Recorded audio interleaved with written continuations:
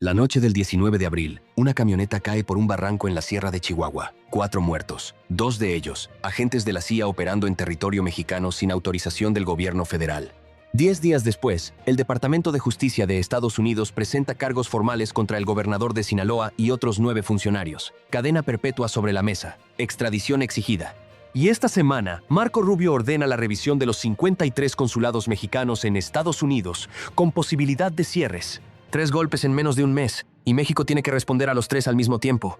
Hoy explicamos qué hay detrás de cada uno, cómo se conectan y qué está negociando Sheinbaum en silencio mientras la presión sube. Para entender lo que está pasando esta semana hay que volver al 19 de abril, porque ahí es donde empieza la cadena. Esa madrugada, una camioneta que regresaba de desmantelar un narcolaboratorio en el municipio de Morelos, en la Sierra Tarahumara, derrapó y cayó por un barranco. Murieron 4 personas. El director de la Agencia Estatal de Investigación de Chihuahua, Pedro Romano Ceguera Cervantes, un agente de la misma corporación y 2 ciudadanos estadounidenses. Los estadounidenses tardaron 2 días en ser identificados públicamente. El 21 de abril, The Washington Post y The New York Times confirmaron lo que las autoridades de los 2 países habían evitado decir: eran agentes de la CIA. Ahí empezó el problema. La Secretaría de Seguridad de México publicó un comunicado el 25 de abril confirmando que uno de los agentes entró al país con pasaporte diplomático y el otro lo hizo como turista. Ninguno tenía acreditación formal para participar en operaciones de seguridad. La ley mexicana es explícita en ese punto. Agentes extranjeros no pueden participar físicamente en operativos dentro del territorio nacional. Sheinbaum dijo en su mañanera del 20 de abril que el gobierno federal no sabía que había agentes estadounidenses en ese operativo, y exigió explicaciones a Washington a través de la Secretaría de Relaciones Exteriores, que envió un extrañamiento formal al embajador Ronald Johnson. Pero Washington no vino con explicaciones, vino con presión. La portavoz de la Casa Blanca, Karoline Leavitt, salió en Fox News a pedirle a Sheinbaum un poco más de empatía ante la muerte de 2 estadounidenses. No hubo reconocimiento de que esos agentes operaban sin permiso, no hubo disculpa, solo presión. Y ahí está el primer punto de tensión que hay que entender. Estados Unidos manda agentes de inteligencia a operar en México sin notificar al gobierno federal. Esos agentes mueren, y la respuesta de Washington es exigirle empatía a México. Eso no es cooperación bilateral, eso es otra cosa. Y Sheinbaum lo nombró sin decirlo directamente cuando anunció que analizaba posibles sanciones contra el gobierno de Chihuahua por haber coordinado el operativo al margen del gobierno federal. 10 días después de esa muerte, llegó el segundo golpe. El 29 de abril, el fiscal federal para el Distrito Sur de Nueva York, Jay Clayton, y el administrador de la DEA, Terrence Cole, presentaron cargos formales contra 10 funcionarios mexicanos, encabezados por el gobernador de Sinaloa, Rubén Rocha Moya. Los cargos son: conspiración para importar drogas a Estados Unidos, tráfico de fentanilo, lavado de dinero, uso y posesión de armamento de alto poder. La pena mínima contemplada es 40 años de prisión. La máxima es cadena perpetua. Según el Departamento de Justicia, Rocha Moya no llegó al poder por sus méritos políticos. Los Chapitos, la facción del cártel de Sinaloa liderada por los hijos del Chapo, lo habrían ayudado a ganar las elecciones de 2021 mediante el secuestro e intimidación de sus rivales. A cambio, ya como gobernador, Rocha Moya habría garantizado impunidad operativa al cártel y permitido que las instituciones de seguridad del Estado funcionaran como escudo para los narcotraficantes. El caso incluye nombres concretos y cifras específicas. Dámaso Castro Saavedra, subprocurador estatal, supuestamente recibía pagos mensuales de $11,000 del cártel a cambio de filtrar información sobre operativos. Juan Valenzuela Millán, excomandante de la Policía Municipal de Culiacán, enfrenta cargos adicionales por el secuestro y asesinato de una fuente confidencial de la DEA y un familiar de esa fuente, ocurrido en octubre de 2023. El caso está asignado a la jueza federal Catherine Polk Falla en el Distrito Sur de Nueva York. Estados Unidos 563 vidos Estados Estados 96 acusados con fines de extradición. La respuesta del gobierno mexicano fue clara y calculada. La Secretaría de Relaciones Exteriores confirmó que recibió las solicitudes de detención, pero señaló que los documentos presentados por Estados Unidos no incluían pruebas, solo declaraciones de testigos protegidos. ¿Y la FGR? La Fiscalía General de la República frenó las órdenes de detención provisional argumentando exactamente eso: insuficiencia probatoria. Sheinbaum dijo en mañanera del 30 de abril que si la FGR recibe pruebas claras y contundentes, se procederá conforme a derecho, pero que México no actúa sobre simples acusaciones sin respaldo documental.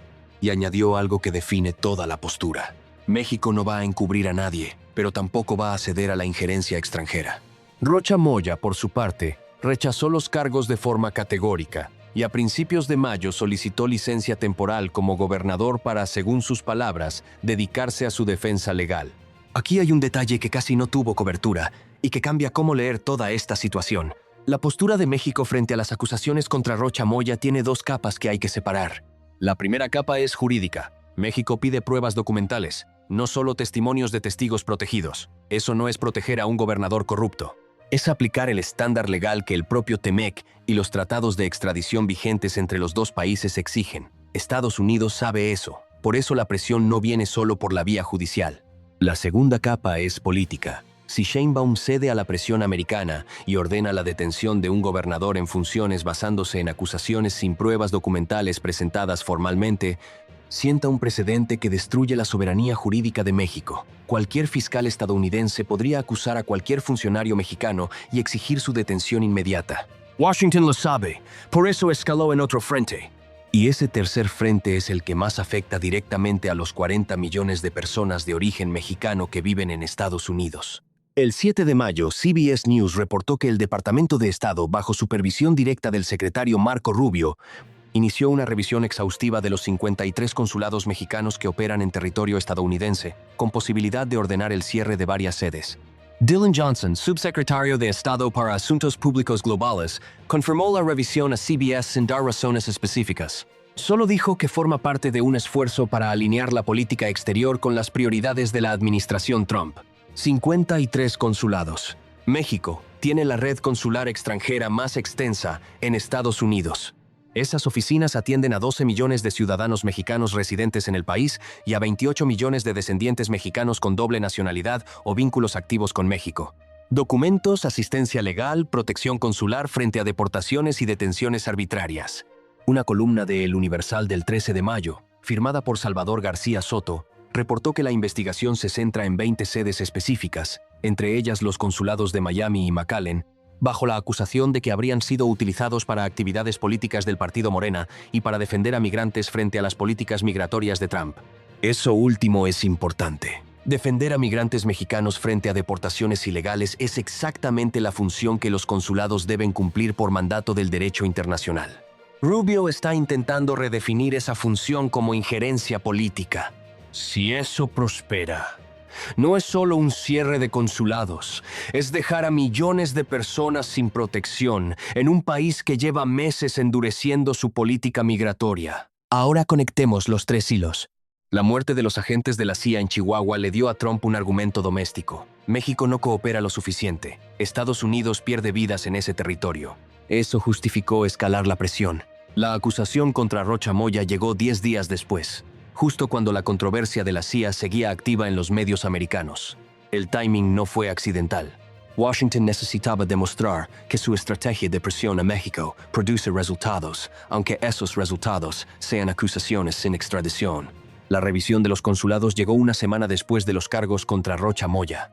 Otro escalón, esta vez tocando no al gobierno mexicano, sino a los ciudadanos mexicanos en Estados Unidos. La presión ya no es solo diplomática ni judicial, es personal. El patrón es claro. Cada vez que México no cede, Washington sube un peldaño. Y cada peldaño tiene un costo para más personas. La pregunta que queda abierta es, ¿hasta dónde puede llegar esa escalada antes de que Sheinbaum tenga que cambiar su postura o Washington tenga que aceptar que México no va a ceder bajo presión táctica? 3 datos para cerrar lo que pasó esta semana. Primero, los agentes de la CIA que murieron en Chihuahua operaban sin autorización del gobierno federal mexicano. Eso lo confirmó la propia Secretaría de Seguridad de México el 25 de abril. No es una versión mexicana. Es un hecho documentado que ningún portavoz americano refutó con evidencia. Segundo, los cargos contra Rocha Moya y los otros 9 funcionarios son reales, graves y con nombres y cifras específicos. Pero una acusación formal del Departamento de Justicia de Estados Unidos no es una sentencia. México tiene derecho a exigir pruebas documentales antes de proceder a una detención. Eso no es encubrimiento, es derecho. Tercero, la revisión de los 53 consulados afecta a 40 millones de personas. Si hay cierres, quienes pagan el costo no son los funcionarios de Morena. Son los trabajadores mexicanos en Los Ángeles, en Houston, en Chicago, que necesitan renovar un pasaporte o que están enfrentando una deportación y necesitan asistencia consular. Eso es lo que está en juego esta semana. No solo la soberanía de México como concepto abstracto, la vida cotidiana de millones de personas en ambos lados de la frontera. Lo que hay que seguir en los próximos días es concreto. La FGR tiene que decidir si acepta o rechaza formalmente las solicitudes de extradición de Rocha Moya y los otros 9 funcionarios. Hay versiones que apuntan a que Estados Unidos está preparando documentación adicional para presentar. Si esa documentación llega, el caso entra en una fase completamente distinta. El otro indicador es la respuesta mexicana a la revisión consular. Cancillería aún no anunció medidas recíprocas. Si las anuncia, la escalada entra en territorio que no hemos visto en décadas en esta relación bilateral. Y el tercero, el caso de los agentes de la CIA sigue sin resolverse. Sheinbaum dijo que analiza sanciones contra el gobierno de Chihuahua.